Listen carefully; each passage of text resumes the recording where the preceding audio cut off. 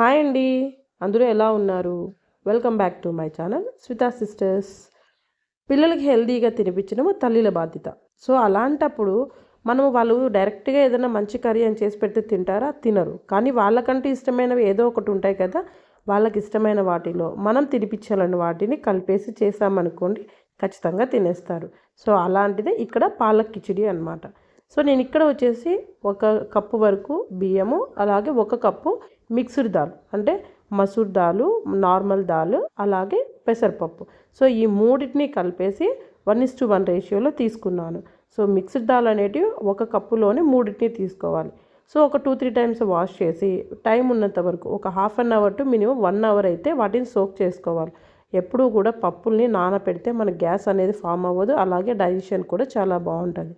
So 1 hour వరకు మరి నీళ్ళు పోసి నానపెట్టేసుకోవాలి. పక్కన పెట్టేసి ఇప్పుడు కుక్కర్ పెట్టేసుకొనేసి ఒక 2 టీ స్పూన్స్ వరకు అయితే ఆయిల్ వేసుకొని, 1 స్పూన్ వరకు జీలకర్ర వేసి అవి చిటపటలాడిన తర్వాత ఒక పెద్ద ఆనియన్ అయితేనే ఈ విధంగా చిన్న చిన్న ముక్కలుగా కట్ చేసుకొని వాటిని వేసుకోవాలి. ఇవి కాస్త లైట్గా ట్రాన్స్పరెంట్గా అయిన తర్వాత ఇప్పుడు 2 పచ్చిమిర్చీలు, అలాగే అల్లం వెల్లుల్లి పేస్ట్ కూడా వేసుకోవాలి. ఇది పచ్చివాసన పోయేంత వరకు వేయించుకుంటే సరిపోతుంది. సో ఇలా పచ్చివాసన పోయేంత వరకు అల్లం వెల్లుల్లి పేస్ట్ వేయించుకోవాలి. తర్వాత టమాటాని ఒక పెద్ద సైజు టొమాటోని పెద్ద ముక్కలుగా అయితే కట్ చేసుకోవాలి. సో ఇలా కట్ చేసుకున్న దానిని ఇప్పుడు వీటిని మెత్తగా అయ్యేంత వరకు వేయించుకోవాలి. ఇలా వేయించుకున్న తర్వాత 2 రెమ్మల కరివేపాకు, అలాగే పాలాకు వచ్చేసి ఈ విధంగా కడిగేసి చిన్న చిన్న ముక్కలుగా కట్ చేసుకొని ఒక ఫుల్ కప్పు వరకు అయితే పాలాకు వేసుకొనేసి 1 నిమిషం పాటు వేయించుకోవాలి. ఇలా వేయించుకున్న తర్వాత ఒక హాఫ్ టీ స్పూన్ వరకు పసుపు, హాఫ్ టీ స్పూన్ వరకు అయితే కారం, మనం ఆల్రెడీ పచ్చిమిర్చి వేసాము, చూసుకొని వేసుకోండి. హాఫ్ టీ స్పూన్ వరకు ధనియాల పొడి, తగినంత ఉప్పు, అలాగే ఒక 1/4 టీ స్పూన్ వరకు అయితే గరం మసాలా. సో వీటన్నీ వేసేసి జస్ట్ ఒక 1 మినిట్ మళ్ళీ వీటిని కూడా వేయించుకోవడం వల్ల పచ్చివాసన పోతుంది. సో ఇలా వేయించుకున్న తర్వాత మనం ఆల్రెడీ పప్పులు, బియ్యము అన్నీ నానపెట్టి పెట్టుకున్నాం కదా. సో అందులో వాటర్ అంతా తీసేసి జస్ట్ రైస్ అలాగే పప్పులు వేసేసి వీటిని కూడా మరొక నిమిషం పాటు వరకు అయితే వేయించుకోవాలి. ఇలా వేయించుకున్న తర్వాత ఇక్కడ నేను వాటర్ వేస్తున్నాను. మనము 1:1 తీసుకున్నాం కదా. So total 2 cups.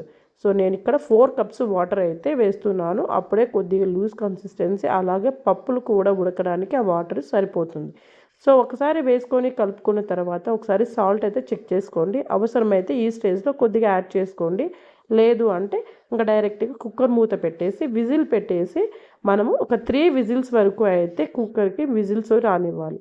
So whistles పోయిన తర్వాత విజిల్ తీసి చూసామనుకోండి, కన్సిస్టెన్సీ అనేది మనకు కరెక్ట్గా వచ్చి ఉంటుందండి. అండ్ మరీ టైట్గా రాదు, అలా అని మరీ లూజ్గా కూడా రాదు. సో ఈ కన్సిస్టెన్సీ ఉంటే సరిపోతుంది.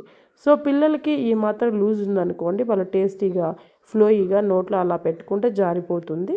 అలాగే మనం తినిపించాలి అనుకున్న ఆకుకూర కూడా మనం ఈజీగా తినిపించిన వాళ్ళం అయిపోతాము.